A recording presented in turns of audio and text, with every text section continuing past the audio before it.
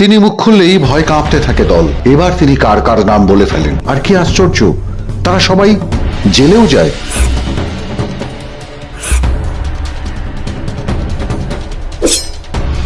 কিন্তু এবার এ কি করলেন নেত্রী মমতা? গোটা দলটাকে জড়িয়ে দিলেন দুর্নীতি আর চুরির দায়। সব ব্যাপারে তৃণমূল, গরুও তৃণমূল, কয়লাও তৃণমূল, ময়লাও তৃণমূল, গাছের ঘাসও তৃণমূল।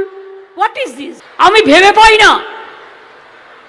একটা কাপড়ে যদি কালি পড়ে সেটাও বলবে তৃণমূল, একটা কাপড়ে যদি হলুদ রং পড়ে সেটাও বলবে তৃণমূল, একটা যদি কারো দাড়িতে একটু পেকে যায় সেটাও বলবে তৃণমূল, কারো যদি কাঁচা চুল থাকে সেটাও বলবে তৃণমূল, কেউ যদি এলাকায় দোকানদারি করে তাকেও বলবে তৃণমূল। তিনি মুখ খুললেই ভয় কাঁপতে থাকে দল। এবার তিনি কার কার নাম বলে ফেলেন। আর কি আশ্চর্য, তারা সবাই জেলেও যায়।